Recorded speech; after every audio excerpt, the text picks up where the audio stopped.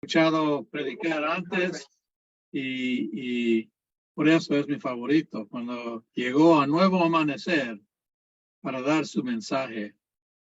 Y es un obispo que quiere mucho a los diáconos y por eso yo pienso que su plenaria será maravillosa. Obispo, por favor. Gracias, Diácono Juan. Saludo a todos los participantes. Para mí ha sido un privilegio esta invitación. Yo estoy muy honrado de esta visita y de esta oportunidad de compartir con ustedes un rato sobre lo que es el diaconado, la predicación y estos temas. Pero, ¿qué les parece, antes de comenzar a hablar un ratito, si nos acordamos que estamos en la presencia de Dios y adoramos y bendecimos su nombre? El Señor esté con ustedes. Dios Todopoderoso y Eterno, que nos has llamado a esta hermosa vocación del diaconado. Te pedimos, Señor, que tu Santo Espíritu esté con cada uno y con cada una. Que la gracia y la fortaleza las recibamos de ti. Que no nos cansemos nunca de hacer el bien a través del ministerio diaconal. Todo esto, Señor, lo pedimos a ti, que vives y reinas por los siglos de los siglos. Amén. Bueno, vamos a comenzar a dialogar un poco sobre el diaconado. Y yo quise prepararles la charla de hoy en 4 partes. La primera, vamos a estar hablando del diaconado como una vocación con identidad. Luego, vamos a detenernos un poco en el tema de los diáconos y la predicación. Continuaremos con el tema de la predicación al servicio de la comunidad y deseo terminar con algunas guías para que el diácono prepare la homilía o la predicación. Creo que eso nos puede ayudar bastante al propósito de comenzar este congreso tan especial de predicación que se está iniciando hoy. Y quisiera recalcar en primer lugar que el diaconado es una vocación con identidad. ¿Y por qué les digo eso? Porque nosotros, todos los diáconos, son personas llamadas por Dios con un propósito especial de vida, al igual que los obispos o al igual que los presbíteros. Y de hecho, en la iglesia primitiva debemos recordar que los diáconos estuvieron primero que los presbíteros, porque esa fue la realidad. Comenzamos los obispos, y los obispos que fueron los apóstoles, luego los diáconos, luego los presbíteros. Pero cada orden tiene una identidad, cada orden tiene una vocación, cada orden tiene una entrega particular. Y si vemos el libro de oración común y nos detenemos en la parte donde se hace el examen del diaconado, nos presenta y de ahí se desprende esa identidad diaconal. Y voy a citar algunas frases que yo creo que es importante que las tengamos presentes. Lo primero, el diácono tiene que ser un estudioso de la escritura. Tiene que familiarizarse y tiene que profundizar en su estudio de la palabra de Dios. Y eso tiene que ver mucho porque el diácono es un ministro de la palabra y se tiene que nutrir para poder compartirla. El diácono da a conocer a Cristo y lo da a conocer a través del ministerio del servicio, lo da a conocer a través del caminar junto con la gente, junto con el pueblo. El diácono, ante todo, es el que hace presente a Cristo servidor en medio de la parroquia, en medio de la comunidad y en todos los lugares donde está presente. El diácono interpela las necesidades de la gente. Los diáconos son aquellos que están pendientes, qué necesita la comunidad, cuál es el contexto que debemos servir, cuáles son las necesidades propias que tengan las comunidades y cuáles son las estrategias pastorales que deberían tener una parroquia para ser exitosa. Por lo tanto, un diácono, y cuando digo la palabra diácono me refiero a hombre y mujer, tienen que ser aquellas personas que están involucradas en todo el quehacer pastoral de una parroquia, de una misión. No puede comprenderse una parroquia o una misión siguiendo esa premisa si los diáconos no están involucrados en la pastoral y sobre todo en la planificación de la misma, porque los diáconos son estas personas que están captando todas las necesidades y conocen profundamente el contexto. Y para que haya pastoral, tenemos que conocer el contexto. De manera, mis hermanos y hermanas que son diáconos y presbíteros también que nos acompañen hoy, es importante entender cada ministerio. Ningún ministerio riñe con el otro ministerio, sino que se complementan. Y eso es una de las grandes maravillas que tiene el ministerio diaconal. El ministerio diaconal tiene el toque del contexto y los demás ministerios se unen. Y la comunidad, tanto laicos, presbíteros y diáconos, entonces trabajan la acción pastoral. Algo que también quisiera decirles a todos los diáconos, recordar, porque esto es algo que está intrínseco, es que el diácono, ante todo, es la persona que representa y actúa en persona de Cristo, el servidor. Y es importante tener eso presente porque cuando el diácono actúa en persona de Cristo, el servidor, hace presente esa acción de Jesús en medio de toda la gente. Yo quisiera, hermanos diáconos que están presentes y también los hermanos presbíteros, pero que entendamos realmente qué significa estar en persona de Jesús, qué significa servir en persona de Jesús. Significa simplemente una sola cosa: actuar como lo haría Jesús, vivir como lo haría Jesús. Así que un diácono no es un acólito glorificado. Un diácono es un ministro de la iglesia y es un ministro de la iglesia con una gran vocación, pero sobre todo es el signo de aquel que hace presente a Cristo servidor en medio de la comunidad. Otro elemento que también el diácono hace es aquel que anuncia. El ministerio del anuncio está muy ligado a los diáconos. Un diácono es aquel que proclama el evangelio de Jesús. Es un heraldo de Cristo, es alguien que va anunciando en nombre de Cristo. Por ejemplo, si hay una celebración de la Santa Eucaristía y se encuentran 50 sacerdotes y hay un diácono, ¿a quién le corresponde proclamar el evangelio? ¿A los sacerdotes o al diácono? Se fue la... Al diácono, señor obispo. Sí, estamos tratando de ver...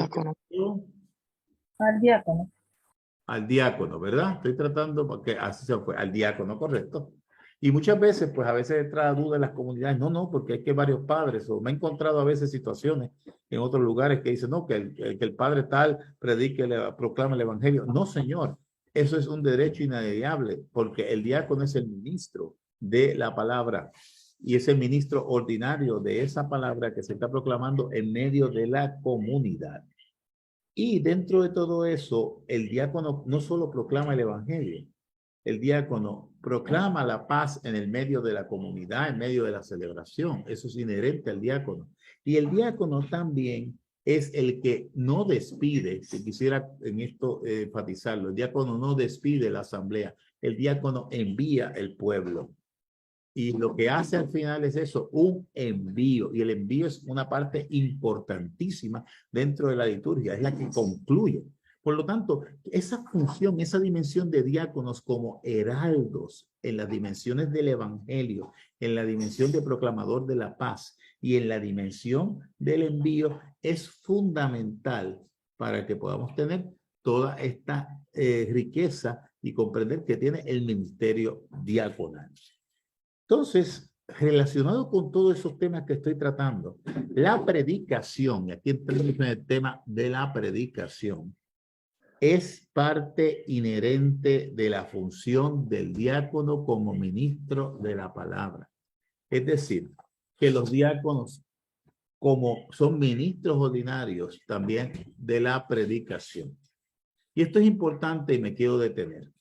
La predicación del diácono no es distinta ni es inferior a la de un sacerdote o a la de un obispo.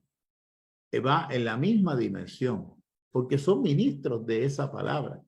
Por lo tanto, un diácono va a predicar con la misma intensidad que lo hace un sacerdote o una sacerdote o lo hace un obispo. Y me quiero detener en eso porque son parte de ese ministerio que Dios les ha dado a ellos en particular. Y a veces no les damos la oportunidad de predicar en las celebraciones dominicales. Y yo creo que una de las cosas que debería hacerse, yo trato de hacerlo aquí, es que los diáconos prediquen por lo menos una vez al mes en la celebración dominical. Y tengo parroquias en Puerto Rico, misiones que lo hacen 2 veces al mes. Y me encanta porque ya los sacerdotes y los diáconos han descubierto esa especie de teamwork, esa especie de trabajo en equipo. Y se ve pues esa manera en que el diácono puede predicar y que el sacerdote puede predicar. la predicación tiene la misma dimensión. Y eso pues es necesario que lo tengamos. Es importante entender, y lo dije antes, que los ministerios tienen la misma dimensión y el mismo nivel. Son ministerios distintos. El diácono hace presente a Jesús, el que sirve, el que proclama. El presbítero hace presente, o la presbítera, a Jesús, el que preside y pastorea una comunidad. Y el obispo hace presente a ese Jesús que santifica, a ese Jesús que gobierna, a ese Jesús que también enseña. Así que cada uno tenemos que tener claro cuál es nuestro ministerio. Ninguno es mayor que el del otro. Simplemente se complementan. Y creo que en una conferencia de predicación es importante decirle a todos los diáconos que están escuchando, mire, ustedes pueden predicar en la misa con tranquilidad, ustedes pueden predicar un oficio con tranquilidad porque es parte suya. No lo están haciendo de manera extraordinaria, lo están haciendo de manera ordinaria. Y me gustaría que eso les quede claro a los diáconos. La homilía o la predicación es parte de su ministerio, es parte de su trabajo. Y es un ministerio que hay, de los más que hay que cultivar. Un diácono tiene, o la diácono, tiene la oportunidad de, a través del estudio de la escritura, el estudio de los contextos, llevar un mensaje atractivo y pertinente a la gente. Y en una predicación es saludable que los diáconos y los presbíteros se alternen, como dije antes, de manera que la comunidad pueda entender y familiarizarse con el estilo de ambos. Se enriquece mucho. Mire, yo fui sacerdote, como muchos que me estén escuchando, mucho tiempo en una parroquia. Y algo que es bien difícil es todos los domingos predicarle a la misma gente.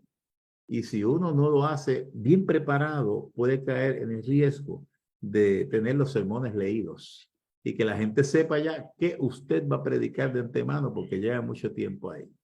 Uno se tiene que renovar en todo eso. Cuando tuve diáconos al final de mi ministerio sacerdotal, pues mira, vi la bendición porque ellos podían predicar también. Entonces podía tenerse la palabra esta vista a través de una forma de un diácono o de un sacerdote. Y créanme que a la gente le gusta. Créanme que la gente se enriquece de todo eso. De manera que en esta primera sesión, en este primer momento que yo estoy compartiendo con ustedes, quisiera recalcar que los diáconos son ministros ordinarios de la predicación. Que la predicación de los diáconos no es algo raro, sino es parte fundamental de la iglesia. Que por medio de la predicación los diáconos ayudan a los presbíteros y ayudan a los obispos a que la palabra de Dios llegue más allá de donde tiene que llegar. Nunca nos podemos conformar. Imagínate en una parroquia, si estamos dando solamente unos servicios los domingos, ¿cuánto nos podríamos expandir dejando a los diáconos que hagan algo por los sectores o que hagan algo fuera de las parroquias y que ellos puedan celebrar la palabra, que puedan predicar también y que puedan ayudar a pequeñas comunidades a crecer? A mí me parece que eso sería algo extraordinario. Y creo que la iglesia tiene que impulsar esos ministerios. Por eso les digo, sin ningún temor y con mucha gratitud a Dios, nosotros en Puerto Rico logramos que los diáconos tengan a cargo parroquias y misiones y puedan ser buenos pastores y buenos predicadores. Y lo hacen muchas veces mejor que todos nosotros. Y yo quiero animar a todas las personas que están haciendo la conferencia de predicación a que se preparen con mayor entusiasmo. ¿Saben por qué? Porque Dios los ha escogido, Dios los ha elegido para que sean ministros y portadores de su palabra en este mundo, en estas realidades. Y tenemos que sentirnos elegidos por Dios a ese gran ministerio al que hemos sido llamados. Así que, mis queridos diáconos, ánimo, ustedes tienen una identidad propia. Y mis queridos presbíteros y presbíteras, vamos a permitir que los diáconos también puedan celebrar, puedan trabajar, puedan ser parte de una vida activa y comunitaria. No limitemos, porque eso es parte de la identidad, el servicio del diácono a la mesa, que también es suyo. Los diáconos son excelentes líderes pastorales, excelentes animadores de esas comunidades. Y la animación y el ministerio de la animación es muy importante para que el mundo crea en estos tiempos. A la gente hay que hablarle con las palabras que entienden y sobre todas las cosas con el convencimiento de que tenemos algo. Si tú diácono, tú sacerdote o yo obispo le estamos predicando a unas personas y demostramos que no creemos eso, a través de nuestra poca falta de entusiasmo que la gente pueda captar, a través de la falta de pasión que pudiéramos tener. Pregunto, ¿el mundo creerá? Yo lo dudo. Yo lo dudo. Por lo tanto, un elemento fundamental del diácono es que hagas tu ministerio con profunda pasión. Ten pasión por servir. Ten pasión por proclamar. Ten pasión por predicar. Y hazlo como lo haría Jesús. Y de ahí quisiera compartir, ya clara la identidad diaconal, unas ideas sobre la predicación y los diáconos, que creo que son muy importantes. Cuando hablamos de predicación, hay 3 elementos básicos que considerar en toda predicación. Y quisiera detenerme en ellos para que cuando estén preparando sus homilías o sus predicaciones, ustedes tengan una guía de qué elementos debe tener esa homilía o qué elementos debe tener esa predicación. El primer elemento básico es la evangelización. No podemos hablar de predicación si no lo hacemos en un contexto de portar buena noticia y de evangelizar. No podemos.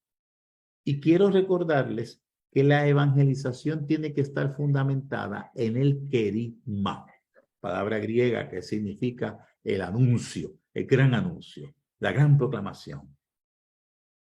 Una vez escuché a un profesor de homilética hace muchísimos años cuando estudiaba, que el que no considera la predicación desde el querigma es como aquella persona que construye su casa desde el techo y olvidó las paredes y olvidó los cimientos. Yo estoy plenamente convencido que es así, porque el querigma es la fuerza de Dios, es ese pregón santo, es ese anuncio que es capaz de transformar vidas, es ese anuncio que nos hace crecer en Jesús y compartir la experiencia de Jesús con otros y otras. Siempre, mis queridos diáconos, hay que partir desde el querigma. Si no hay querigma, esa predicación no necesariamente será efectiva.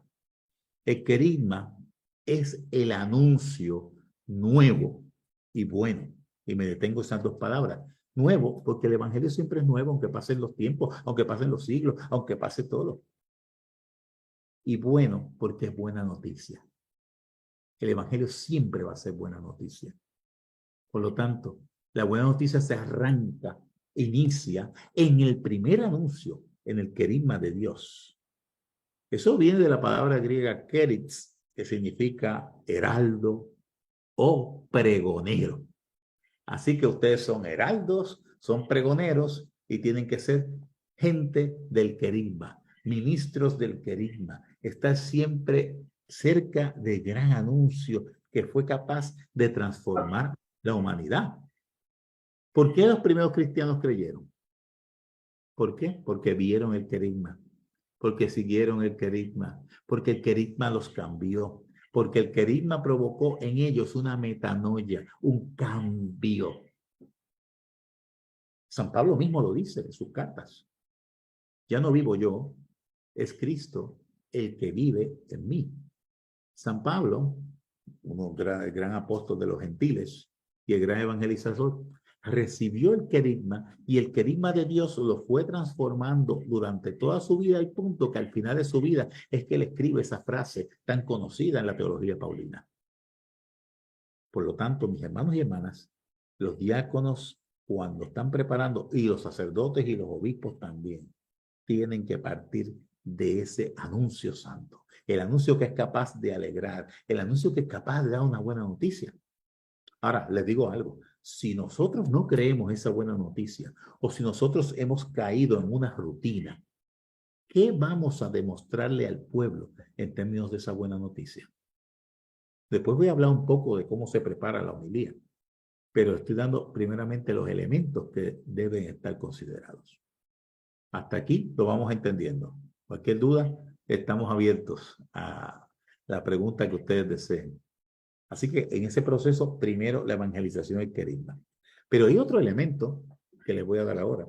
La catequesis. La homilía debe tener una dimensión didáctica, una dimensión de enseñanza.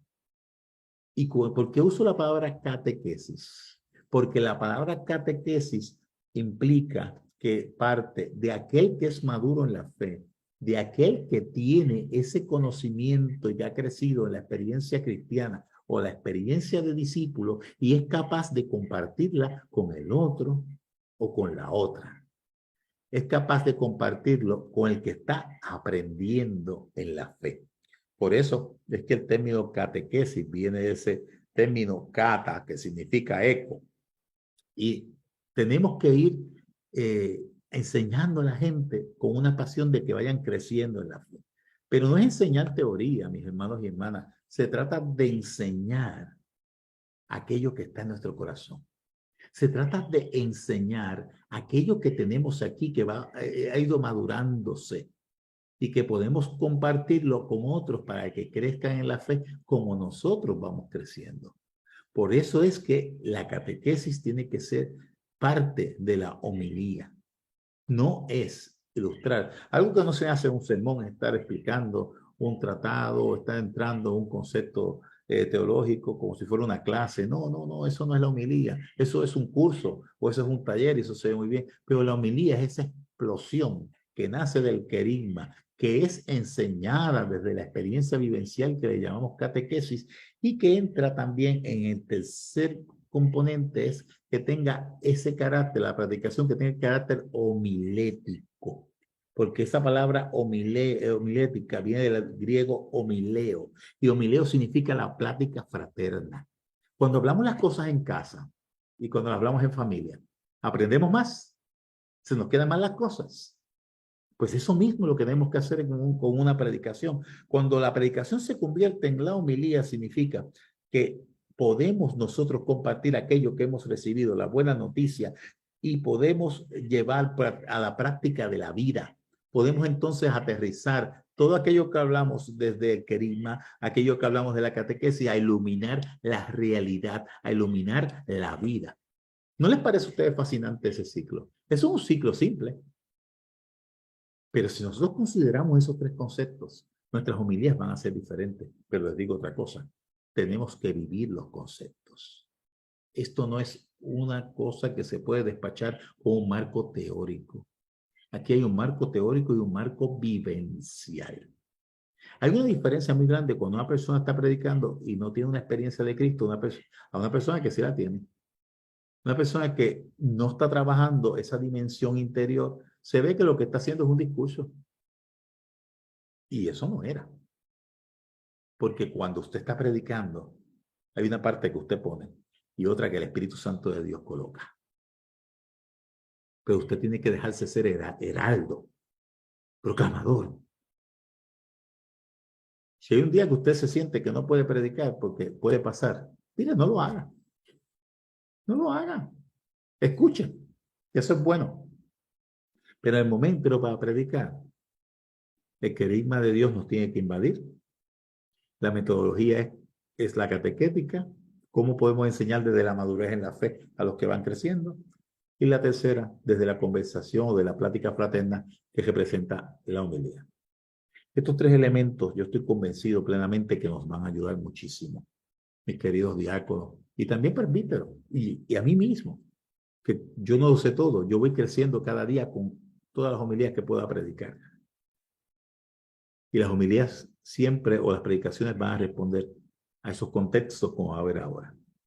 Así que les he dado estos tres elementos para que entiendan el proceso de la predicación. Es como el que está preparando una receta y usted, si al pan no le echa levadura, no le va a salir el pan.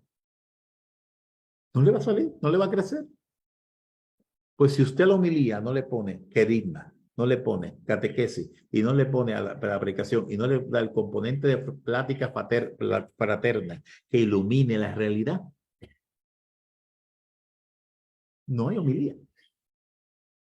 Puede haber una conferencia bonita, puede haber un tratado de teología, que de dicho de paso, las homilías no son para hacer tratados de teología. Las homilías no son para demostrar lo mucho que sé. Las homilías son para demostrar cómo Jesús de Nazaret interpela en mi vida y cómo eso que yo tengo en mi corazón lo puedo transmitir a otros y a otras. Con estos 3 elementos lo vamos a lograr. Así que, mis queridos diáconos y presbíteros, miremos la predicación desde esta dimensión y estoy seguro que vamos a tener unos resultados maravillosos. Maravillosos. Y el resto se lo dejamos al Señor.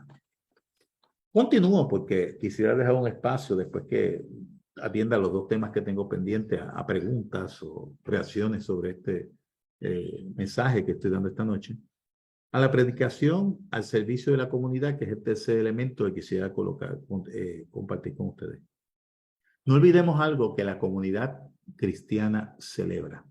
Cuando una comunidad se reúne un domingo, cuando una comunidad se reúne un día de semana, es una comunidad que celebra. No, a veces nosotros estamos equivocados porque por ahí se dice que el que celebrante es el sacerdote o el celebrante es el obispo. Eso no está correcto. Celebramos todos. El sacerdote o el obispo y el diácono es animador de esa celebración, de ese gran ágape, donde toda la comunidad se une. Entonces, debemos entender que esa predicación es al servicio de esa comunidad que está celebrando, de esa comunidad que participan todos y todas. Si nosotros tenemos una feligresía en donde la gente no participa, tenemos un problema y podemos levantar todas las banderas rojas posibles. Porque la celebración cristiana es de todo el mundo. A mí me encanta que en las parroquias, en las misiones, cuando van a preparar una celebración especial, todo el mundo se involucre. Los laicos, los diáconos, los sacerdotes, toda la gente. Y que entre ellos preparen la celebración. ¿Saben por qué? Porque la van a vivir. Y el diácono y el sacerdote, dentro de esa dimensión de predicación, es importante que tengan claro lo que van a hacer para contribuir a que esa celebración sea muy efectiva. Recuerden una cosa, la predicación ilumina los contextos. Una predicación en un pueblo no es la misma que en otro pueblo. Una predicación en un país no es la misma que en otro país. Porque tenemos contextos y eso aplica a sectores, eso aplica a urbanizaciones, eso aplica a campos. Por eso es importante que el que va a predicar conozca el contexto. Y una vez que conozca el contexto, vea cómo puede desde la palabra de Dios y lograr esa iluminación. Recuerden claramente, recordemos un hecho que es muy importante. La comunidad se deja interpelar por la palabra y por la predicación. Se deja interpelar. Ustedes saben que en la liturgia tenemos 2 mesas. Tenemos la mesa de la palabra y la mesa eucarística. ¿Verdad? Pues digamos que los diáconos tienen que preparar el banquete de la mesa de la palabra. Porque si no nos alimentamos bien en la mesa de la palabra, ¿qué va a pasar en la mesa eucarística? ¿Nos va a faltar algo? ¿Nos vamos a quedar con hambre? Entonces cuando salgamos de la celebración, pues nos quedamos con un vacío. Y eso pasa. Tenemos que conocer la liturgia bien, conocer que vamos a celebrar, conocer que somos parte de todo eso. Y sabe muy bien que si el pan no sabía bueno en esa celebración, fue que tú no cocinaste bien. Así que esa mesa de la palabra, que es tan importante como la mesa eucarística, ambas nos alimentan en el camino. Y decirles también que como predicadores debemos preocuparnos no solo qué decir, sino a quiénes lo vamos a decir. O sea, a los destinatarios. Si usted va a un lugar donde hay unas zonas difíciles de delincuencia, por ejemplo, que yo las tengo aquí en el país, o si hay lugares donde hay más madres o padres que crían niños solos, o si hay una zona donde hay más envejecientes, el mensaje va a ser distinto, porque tenemos que conocer el contexto para poder dar la palabra y dar el alimento a la gente que habita en ese lugar. Yo insisto mucho queridos hermanos que van a predicar o que están predicando o que estamos predicando todos, que debemos transmitir un mensaje que sea vivo. Yo no sé si a ustedes les ha pasado, pero a veces yo he ido a una iglesia, me he sentado en un banco y no sé, yo siento como que el mensaje se murió o fue natimuerto o pasó algo ahí. Pero también he visto gente que tiene un mensaje de vida. Y de eso se trata. Sean ministros de la vida, hermanos y hermanas. Van a transmitir un mensaje vivo, un mensaje de buena noticia. Si a todos nosotros aquí esta noche, miren que dar una conferencia ahora a las 8:30 de la noche es casi un milagro. Después que ha pasado un día completo y todos estamos así, tratando de buscar la energía y la fuerza. Lo hacemos con cierta ilusión porque creemos en una buena noticia. Pero a mí me gustaría que todos nosotros, cuando lleguemos a los púlpitos, cuando lleguemos a la iglesia y vayamos a predicar, tengamos esa fuerza de Dios, tengamos ese entusiasmo de Dios. Mire, y la única forma de tenerlo es abrir el corazón y dejar que Dios se lo dé a uno. No hay otra forma. Y yo quiero animarlos a ustedes a eso sobre todas las cosas. Yo quiero animarlos a que sean instrumentos de vida a través de las predicaciones. Y tiene un sentido muy teológico, porque la palabra nos alimenta. La palabra también es pan. Pues y la palabra a través del alimento nos da ¿qué cosa? Vida. ¿De qué vamos a dar nosotros a través de la predicación? Vida. 4 letras. A veces yo veo que el curso de homilética están enseñando a la gente a predicar y tienen que escribir el sermón. No necesariamente hay que escribir un sermón, por Dios. Porque lo que no puede ser un sermón es que usted venga y se ponga a predicar leyendo una cosa. Mire, esa es la cosa más nociva. Eso es como si usted le regala a uno, regara sobre una hortaliza herbicida. La mata. Por eso es que la predicación es carismática. Sale de aquí adentro. Usted haga su esquemita. Haga su esquema de puntos. Pero usted cuando se siente ahí, cuando usted predique desde ahí, recuerde que usted está actuando en persona de Jesús. Y eso es bien serio, mis hermanos y hermanas. Bien serio. La homilía no es un discurso que uno se sienta para que la gente le aplauda y luego le digan, padre o diácono, qué bueno quedó el sermón de hoy. Y qué bien.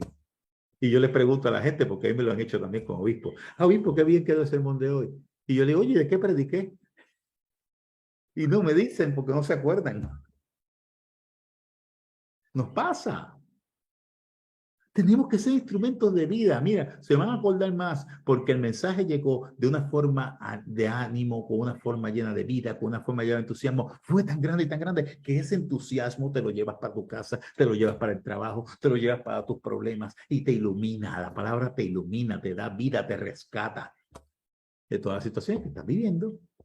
Y de eso se trata, amigos y amigas. Y nadie diga aquí que no puede. Todo el mundo puede. Solamente basta una cosa, creer. Y el Señor, hasta donde yo sé, nos eligió a todos nosotros. Y algo le vio el Señor a nosotros. Algo Él vio. Algo vio que lo entusiasmó. Y nos llamó con todos los defectos y con todas las virtudes. Dijo, ven para acá, sírveme. Pues el que nos llamó, ¿sabe lo que va a hacer? Darnos las herramientas necesarias para seguir adelante. Y para hacer un trabajo espectacular a favor del reino. Recordemos entonces que debemos darle a la palabra y llevarla al hoy de la comunidad. Predicarla a las circunstancias de la comunidad. La palabra se encarna.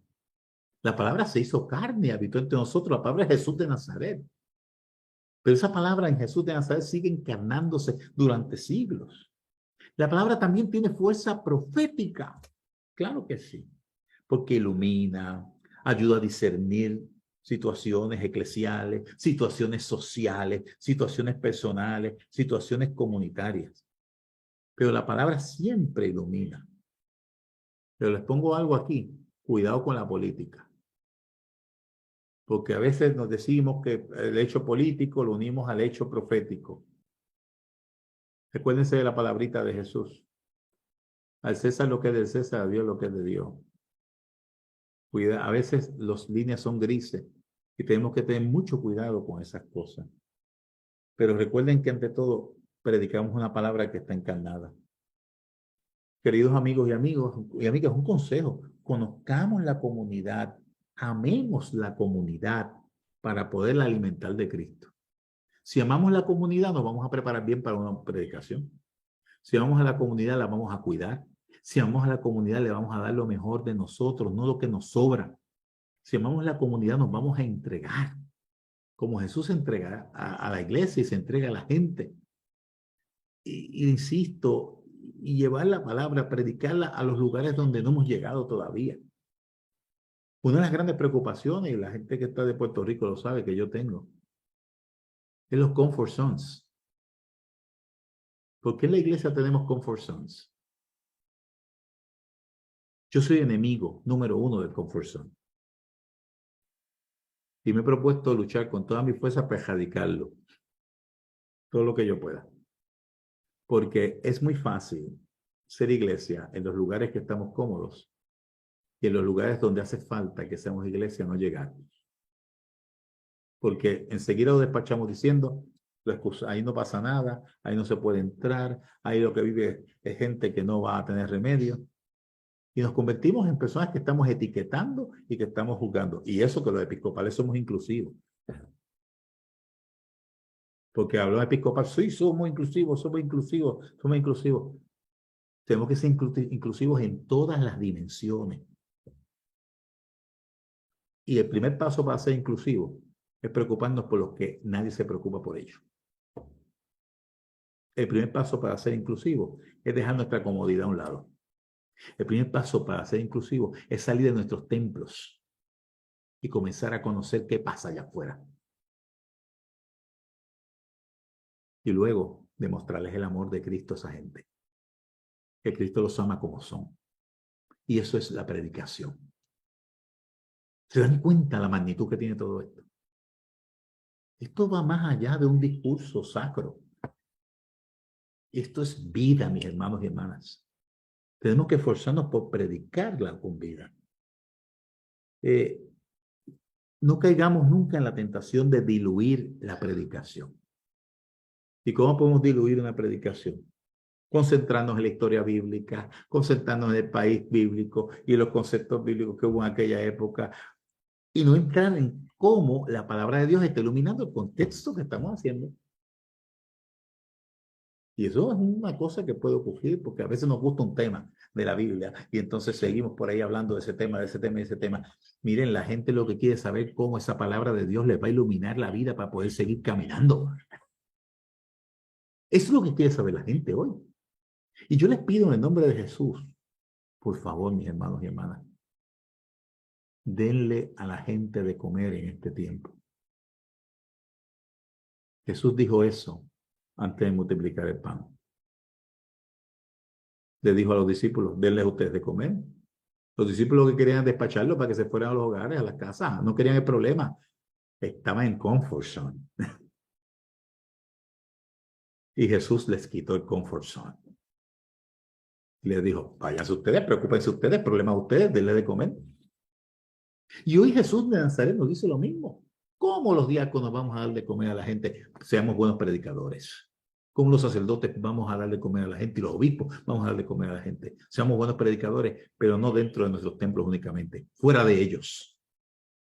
Donde la gente necesita. Predicar, mis hermanos y hermanas, es alimentar al pueblo de Dios que nos ha sido encomendado. Quisiera terminar esta plenaria para dar paso a preguntas o diálogos, que me gusta mucho eso. ¿Qué debe hacer el diácono para preparar la predicación? Consejos prácticos. El primero que les puedo dar en esta noche, oración. Ningún diácono, ningún sacerdote, ningún obispo puede predicar si no ora. ¿Y saben lo que nosotros logramos a través de la oración? La sintonía con Dios, el disponer el espíritu, el ser receptivos a lo que Dios va a decir, no lo que voy a decir yo, no es lo que Rafael va a decir, es lo que Jesús va a decir. a través de nuestros labios que le prestamos al Señor. Ahí es que está el misterio de todo esto. Segundo aspecto importante que tendremos presente aquí hoy es estudiar el contexto. Estudiar los textos y el contexto. Estudiar los textos sagrados que van a predicarse en la celebración. Y hacerlo con tiempo. Hacerlo con mucho tiempo. Y de esa manera, cuando lo hacemos con mucho tiempo, vamos familiarizándonos con el texto y vamos viendo cómo ese texto responde al contexto que tenemos presente. Sin eso tampoco podemos predicar. Hay una práctica que se llama la lección divina, que es orar a través de la lectura, que sería muy buena para preparar la parte de los textos. Y luego el contexto lo podemos estudiar a través de la prensa, a través de situaciones particulares que haya en las comunidades, los medios de comunicación social nos dan toda la tela para predicar. O a través también del conocimiento que tenemos de los hechos que están ocurriendo en tu comunidad en particular. Eso es bien importante que lo hagamos. Hay que preguntarse, cuando ya hayas hecho esa parte del texto y del contexto, una pregunta que es la siguiente. ¿Cómo la palabra ilumina ese contexto que yo tengo? ¿Cómo la palabra ilumina? Si en tu comunidad hay unas situaciones de violencia, ¿cómo la palabra puede iluminar para que la gente que está en la violencia pueda entender que hay una esperanza? Pueda entender que Jesús de Nazaret está actuando. Se dan cuenta que con lo que estoy diciendo una homilía no se hace en dos minutos ni en 3 minutos. Hay un proceso que tiene que trabajarse.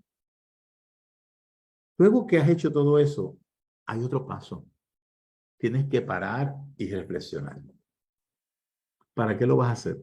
Para escuchar la voz de Dios. No la tuya, la de Dios. Porque lo que tú vas a hacer es prestarle los labios. Ya analizaste todo, ya analizaste la escritura. Ok, pues ahora tú vas a reflexionar, vas a orar. Señor, ¿qué me estás diciendo?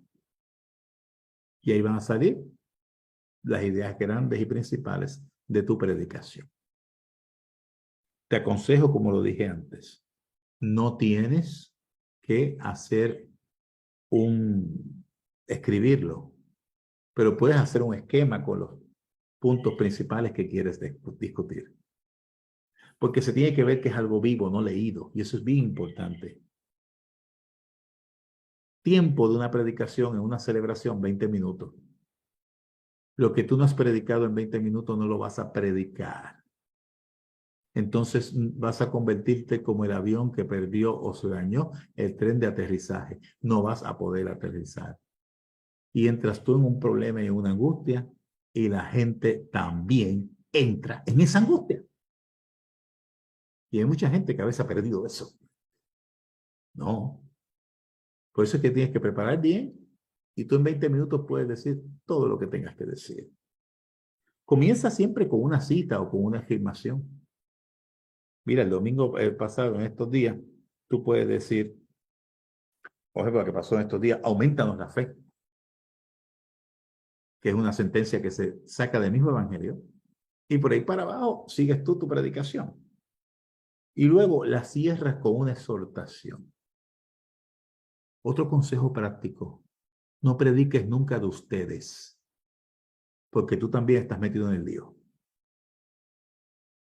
Y hay mucha gente que dice, porque ustedes esto, porque ustedes lo otro, y porque ustedes aquello. Oye, pero ven acá, tú eres santo.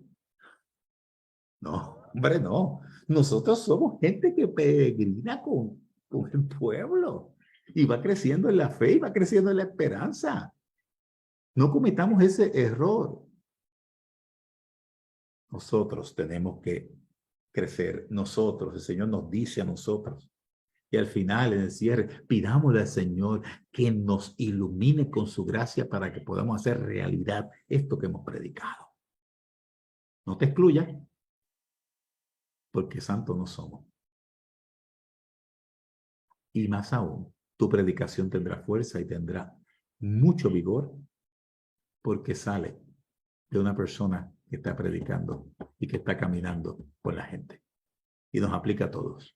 Los obispos tenemos que caminar con la gente, los diáconos tenemos que caminar con la gente y los sacerdotes tenemos que caminar con la gente. Y seamos hombres o seamos mujeres.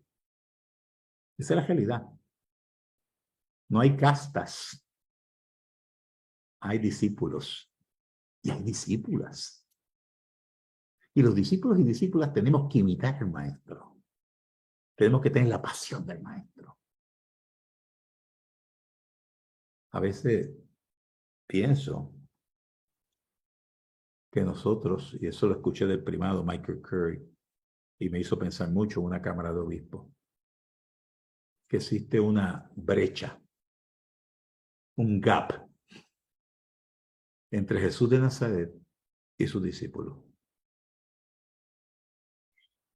Créanme que eso me hizo pensar muchísimo. Entonces, ¿cuál sería nuestro compromiso? Ver cómo nosotros podemos reducir el gap. ¿Y saben cómo podemos reducir el gap? Vamos a demostrar que somos discípulos auténticos. Vamos a darle pasión a lo que hacemos. Vamos a predicar con ardor y con entusiasmo y sobre todo no olvidar lo que les dije hace un momento. Predicar es dar vida. Si no predicamos de esa manera, ¿nos creerá el mundo? Pues no lo sé. Creo que no. Amados y amadas, les he dicho estos 45 minutos del corazón. He tratado de darles claves prácticas para que ustedes mejoren su predicación. Y yo también mejorar la mía, porque no se crean que los obispos lo sabemos todo. Estamos muy lejos de eso. Aprendemos todos los días. Quiero decirles algunas cosas finales que tengan en mente, unos puntos finales. Por favor, hermanos y hermanas, vivan el Evangelio. Se los pido de corazón. No vean estas cosas a la distancia. No caigan en la rutina, que nada ayuda. Vivan el Evangelio. Vivamos el Evangelio. Segunda cosa, seamos testigos. Los discípulos somos testigos. Testigos son aquellas personas que demostramos lo que creemos. Si yo cuando estoy predicando no estoy demostrando que soy testigo, ¿quién me va a creer de eso? Nosotros no estuvimos con Jesús allá, pero estamos con Jesús ahora de otra forma. Jesús camina con nosotros en estos tiempos. Somos sus discípulos. Tenemos que creernos eso. Nunca nos creamos superiores a nadie. Por favor. Nunca, nunca, nunca, nunca, nunca. Somos de la gente y le predicamos a la gente. Nos guardamos todos nuestros títulos universitarios en una caja porque eso nos puede ayudar a tener herramientas para hacer el bien. Pero jamás le damos culto a nuestros títulos universitarios. Porque ellos no nos ayudan mucho para llevar a Jesús. Recuerden que hemos recibido una gracia como gente y como gente la tenemos que llevar. Otra cosa, lo hemos dicho varias veces, tengamos pasión y entrega por la vocación. Esto no es un trabajo, esto es vocación, esto es entrega, esto es servicio como lo hizo Jesús, hermanos y hermanas, como lo hizo Él. Wow. Y Él lo hizo con un amor ilimitado. A veces yo veo en mi propio ministerio y digo que mucho me falta. Jesús lo dio todo. ¿Cuánto más nos queda a nosotros quedar? Y finalmente, no tengan miedo. No tengan miedo. Ay, que voy a predicar hoy. Tengo miedo. No tengas miedo. Y eso es importante. Me dicen aquí ahora, porque empezamos a hablar, que si puedo hablar entre la diferencia que puede haber la predicación y el predicador. Mira, prácticamente la gente de pastoral, la gente que hace la predicación, en nuestro caso, puede ser desde un diácono, desde un obispo, un sacerdote o un laico, porque en esta iglesia los laicos pueden predicar. Así que el agente está identificado. La predicación es la misma la que puede hacer. Una predicación que haga cualquiera de ellos es digna. No hay diferencias entre la predicación de un laico, de un diácono, de un laico, de un sacerdote o de un obispo, si lo hacemos bien. Yo no veo diferencias. Todos somos ministros para ese propósito. A veces tendemos a ver, la predicación del diácono es de una manera o lo tratamos de una manera inferior. No, hay que quitar todo eso.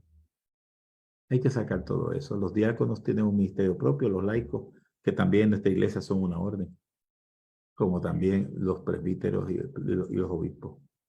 Así que el mensajero puede ser diferente. El mensaje es el mismo, está basado en el Evangelio, y los destinatarios son aquellos que los reciben y que nosotros tenemos que preocuparnos para que los reciban con vida y sobre todas las cosas les ayuda a crecer y a creer. No sé si contesté la pregunta que se presentó, pero me gustaría en este momento, si es posible, que contestar algunas preguntas. Me queda hasta las 9 de la noche y tengo 9 minutos para establecer algún diálogo sobre lo que he dicho. Y de verdad espero no haber escandalizado a nadie. Simplemente, pues, llevar desde el corazón lo que es importante que tengamos que hacer los diáconos y todos los ministros ordenados y los laicos también que prediquen. Juan. Sí, obispo, hay una pregunta aquí de Maribel Millén. Dice, ¿puede haber una diferencia entre la predicación y el predicador?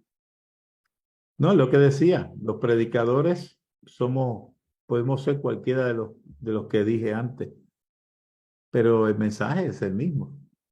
El mensaje es el mismo. No es importante que predique un obispo, predique un sacerdote, un diácono. Lo importante es que predique la palabra de Dios, que lo predique con vida y que llegue al mundo, porque la predicación, lo que uno predica es la palabra de Cristo. Y es así, está viva, ha estado viva y es la misma palabra de Cristo que predica un diácono como la que predica un obispo, un sacerdote o un laico. Por lo menos es lo que yo creo. No sé si contesté. Y si hace falta aclarar más, pues aquí estoy. Ha quedado estupendo. Recuerden, pueden poner preguntas en el chat o a través del botón de reacciones o reaction pueden levantar la mano si tienen alguna pregunta para el obispo Rafael Morales. Nelson Serrano tiene una pregunta. Nelson, adelante. Obispo, solamente quiero darle gracias por utilizar dos palabras que usualmente cuando en la iglesia tenemos temor de utilizar palabras griegas, catequesis y querigma. Y yo considero que esos son dos ejes fundamentales de la predicación, pero quisiera pedirle un favor si es un poquito más puntual, porque como son palabrejas tan extrañas, puede que no queden claras. Si usted tuviera que definir querigma con relación a un sermón y catequesis con relación a un sermón, ¿cómo podría ser eso así como puntualito? Como qué es querigma para un sermón y qué es catequesis para un sermón, así como muy... Sí, mira, bien fácil. Querigma es el gran anuncio de Dios, la gran noticia, el anuncio que transforma. El querigma es la noticia de que Jesús se encarnó, se hizo hombre, se entregó por nosotros y resucitó. Esos tres elementos transformaron vida. Y eso es lo que le da impulso o motor a hacer la buena noticia. Por eso es que dije ahorita que si tú haces un sermón y no lo haces desde el querigma, es como si hubieras construido, como decía mi profesor de teología de homilética, una casa desde el techo. Desde el techo. Yo diría que es ese gran motor que mantiene la nueva buena noticia viva y que es capaz de transformarla. Por eso es que la homilía tiene que tener ese impulso, ese sabor, esa renovación del querigma. Y en cuanto a la catequesis, la homilía también es una gran enseñanza.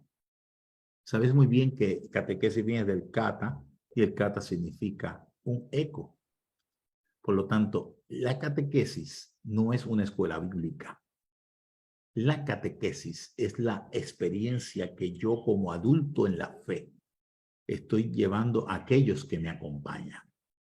Si hacemos esos dos elementos en una homilía, mira Nelson, esas homilías van a ser poderosas, van a transformar la gente, porque van a ver que por lo menos los que tratamos de predicar estamos en sintonía con el buen Dios. Y eso ayuda mucho. Así que son las dos cositas que te podría decir para puntualizarlo más. Son temas de cursos completos, pero me gustaría que entonces se queden inquietos e investiguen un poquito más sobre el tema. ¿Alguien más? Sí, la reverenda Maribel tiene una pregunta. Buenas Adelante. noches, monseñor, Adelante. y gracias por la enseñanza. Oh, encantado. Bueno, usted sabe y ustedes saben también que a veces los episcopales saben mucho y quieren decir muchas cosas. Y a veces también nos olvidamos que en el pueblo hay gente que sabe más que el que está predicando. Cierto. Sobre el tiempo, monseñor, el tiempo de la predicación. Hay gente que, y también a veces siento que hay mucha influencia de otras confesiones de fe y queremos hablar y hablar 40, 50 minutos y queremos decir, bueno, tantas cosas. Si podía hablar un poquito más sobre eso, por favor. Oye, Gracias. me gusta. Gracias por traer esa inquietud. Los episcopales tenemos dos mesas, lo dije en mi charla, la mesa de la palabra y la mesa eucarística. Otras tradiciones religiosas tienen solo una mesa, es la mesa de la palabra. Y entonces, ¿qué sucede con todo esto?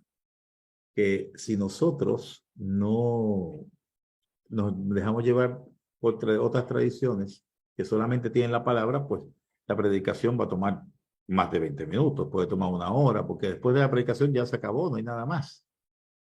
Nosotros nos alimentamos de la palabra, pero nos alimentamos también de la Eucaristía. Por eso es mejor ser preciso, predicar con la vida y predicar con esos términos con el cual tú estás preparado.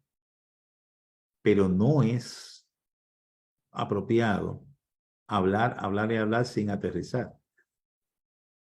Por eso es que les digo, preparen su sermón, preparen su predicación, que sea carismática, que sea catequética y vaya a los puntos. Eso va a ayudar a transformaciones. Alguien escribió ahora rapidito, y creo que fue que no le quedó claro el tercer punto de la predicación, cómo se prepara la predicación. Y el tercer punto es la plática fraterna o la homilía en sí. Cuando nosotros, después de predicar con el carisma, predicar con la catequesis, comenzamos esa plática fraterna para contextualizar y ver cómo la palabra de Dios ilumina la realidad que tenemos. Esos son los tres elementos que se deben tomar en consideración. No sé, Juan, estoy en tus manos. Creo que ya estamos, Juanito. Sí, ya casi es tiempo para la adoración. Tenemos un servicio con la Sandra Montes. Yo pienso que será muy alegre y muy bonito para esta tarde. Señor Obispo, tantas gracias por estar con nosotros y para darnos esas palabras de su corazón y que también lleguen a nuestros corazones para predicar las buenas noticias. Muchas gracias por invitarme. Gracias a la Episcopal Foundation.